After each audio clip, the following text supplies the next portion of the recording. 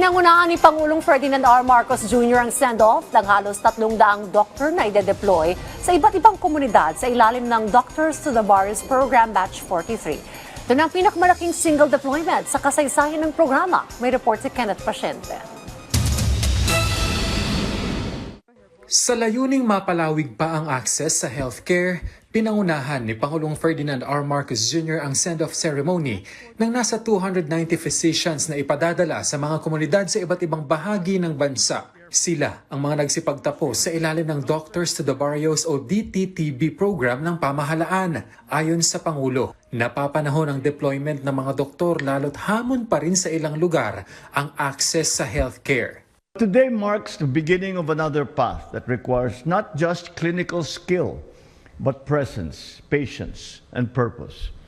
You will go where the needs are greatest, where systems are still beginning only now to catch up, where every decision that you make carries real weight and makes a real difference in people's lives.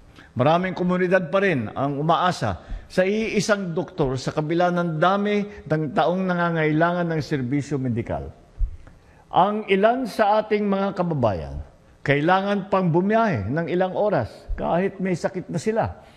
Gagastos sila ng malaki para sa pamasahe at mag-aantay ng matagal para makapagkonsulta lamang ng manggagamot. Ilan sa mga positibong epekto ng DTTB program ay ang pagpapalakas ng local health system, pagpapadali ng akses sa mga doktor at gamot, at pagtugon sa mga pangunahing pangangailangang pangkalusugan tulad ng nutrisyon, sakit at maternal care. Paghihimok ng Pangulo sa kanila, tiyaking mararamdaman ng mga Pilipino sa malalayong lugar ang atensyong medikal na kanilang kinakailangan. Hindi sapat na may doktor lamang sa isang lugar. Mahalaga ring matayak ang tuloy-tuloy at madaling maabot na serbisyo na naibibigay sa ating mga kababayan. More than just delivering healthcare, you're being deployed to help ensure that our people, especially those in the GIDAs, receive the services that they need.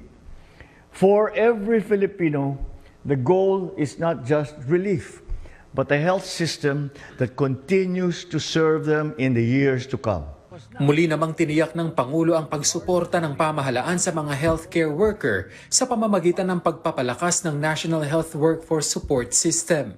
We will invest in your training, in your safety, and your well-being so that you might be able to continue to serve with excellence, to heal with care, and to lead with compassion.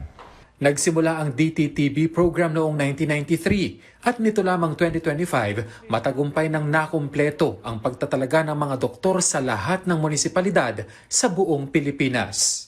Kenneth Pasyente para sa Pambansang TV sa Bagong Pilipinas.